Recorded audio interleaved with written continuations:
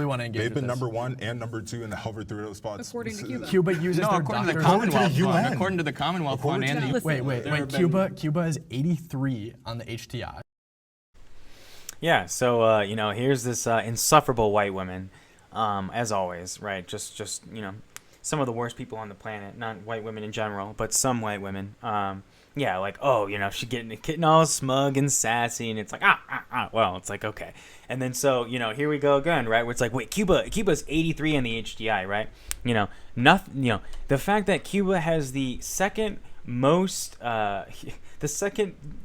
successful healthcare system on the planet, right? But this fucking dude with the shitty glasses, the shitty suit jacket, the shitty haircut, who's some fucking gung-ho, college student dick riding Elon Musk and seeking to save up for his next Tesla, right? He's like, oh, I saw this graph on Wikipedia and it was 83 on the list. And how can you there's a level that arguing the idea is almost like, it's almost like, why even bother?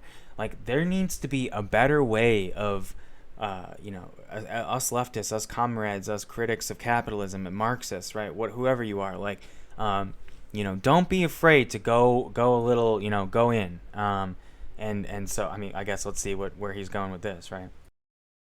They use their doctors like slaves because 90% of the profit goes to the state. Slaves because 90% of the profit goes to the state. They literally traffic their doctors. So 90% of the profit goes to the state. It's pretty revealing that this guy thinks that healthcare should be profitable, because that's the whole point of communism, is that not things like basic human necessities should be profitable. So it's pretty telling, yet again, you see what I'm saying here, where it's the whole paradigm reveals just how bad it is. The fact that we're measuring the success based on the profit of doctors going to the state is some pretty dystopian thinking. It's like this guy's a business con, war hawk, and he doesn't, these people don't even know that. And what's Hannah saying? They traffic their Jesus, dude. Look, free speech is important and everything, but not all speech is equal, right? Okay? Not everything. Not everyone's opinion is equal. Not what everyone is it's not like be mean to this person, but goddamn. Why do we tolerate this? How are we going to keep our side strong when this is what we're constantly tolerating? When George W. Bush opened up a program to let Cuban doctors escape because they were trafficking them and making them go do these PR campaigns in other countries to give health care, 7,000 people immediately came to the U.S. At one meeting, 2 doctors passed notes to other doctors they were on a hospital set with and said, kidnapped. This is propaganda. I appreciate the emotional examples, 100%. It's not emotional. You can talk to the No Borders Sovereignty organization that works to get healthcare professionals out of there. You're the nicest person in this room. I would Well, hope you let I'm me trying to finish get my this point point, across, too. then answer. I But got please, you. go. Well, I've been told that fear is happening in Cuba. They're doing this super scary thing with Cuba, which is great. I would love facts. So I'm giving you facts about doctors fleeing the country, and also about how they're having to ration basic antibiotics in their hospitals. Yeah, we've got them under an embargo. Medical things are excluded since 1992. That's not true. That's been disproven by multiple studies. Wow.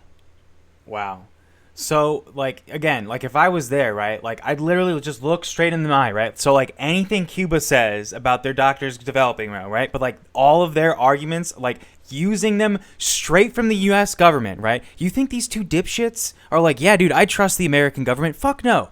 They're like, oh, yeah, Bench, they just really regressed from Judeo-Christian values or something, blah, blah, blah, right?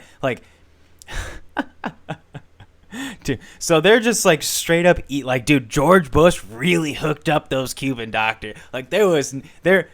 Everything they said in this document is true. None of this information is fabricated. None of it's propaganda. Only other countries do propaganda. America never does propaganda, right?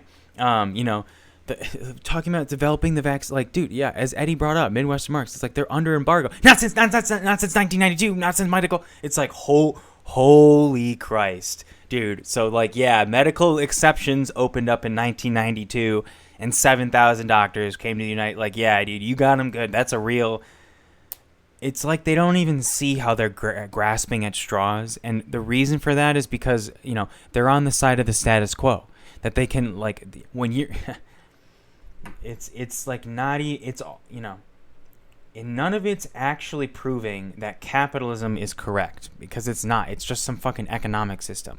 All of it is just post hoc justification. It's all superstructure, culture, justification. I mean, even look at their eyes and their faces, dude. Like, look, it's just so, you know, I mean, I think I'm sure, like, they're decent behind all this. Like, there's moments where all three of them, like, you know, they're not bad people. But in my opinion, you have to really warp into some effed up stuff to really become like these, you know, like viewed upon tycoons of success and stuff. I mean, Tai Lopez is even there, right? Like, it's just insane, man. And you can see, I mean, for fuck's sake, dude, like, even like the emotional energy of it, like Midwestern Marx is already exhausted and tired. Malumbo's like trying to like be patient and let everybody talk and stuff. And it's just, you know, I don't know. It's like, you know, when it comes to optics, I think you'll see the communists win the optics on this, you know, for sure, for the rest of the video. But, you know, maybe you disagree. This year during COVID, Cuba made their own COVID vaccine because the U.S. pharmaceutical company used intellectual property laws to prevent them from using our vaccine recipe. So they created their own, but they couldn't get syringes into the country because of the embargo. Because how are you supposed to get metal when you're on a tiny island country and you're Yeah, I mean, it's right there. Yeah, I mean, like, it's right there.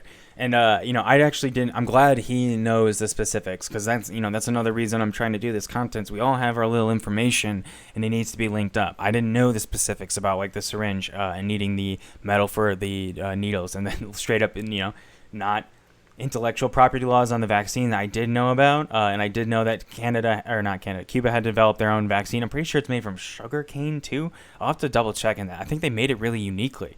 But yeah, I mean, it's like there's an intellectual property law where you know, they would have to pay money, and if the United States allowed it, to develop their specific vaccine. And you know, the United States wanted to make sure that Cubans would have to either pay or straight up not get any vaccines.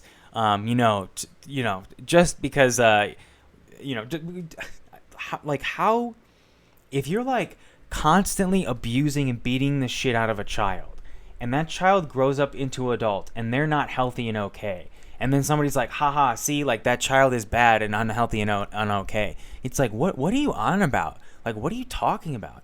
And it's, you know, all this information, right? It just totally throws out there, you know, the whole capitalism versus communism. Like, oh, look at Cuba, look at Cuba. All of this nuance shows that it's not about, like, whether or not communism is successful. It's about capitalism not leaving Cubans alone, and causing so much poverty and stress and just terrible things because of it. Surrounded by the U.S. military, Eddie, and you can't get any trade in. I want to ask you a few questions, Eddie. How far back do you think the embargo is affecting Cuba? How long back do I think the embargo? Like, probably like, since it's been put on. Oh, really? But I think when we look at... No, let me respond real quick. In 1960, the USSR became the largest trading partner with Cuba. They started paying more for Cuba's sugar. Yeah. They started buying all of Cuba's sugars and paying more than the United States was paying. Fidel Castro is on record saying that the embargo had no effect on Cuba at all. So we can presume that up until 1991, when the USSR collapsed, that it didn't have an effect. So to claim that the embargo is affecting Cuba, and I think when we look at can I make a point?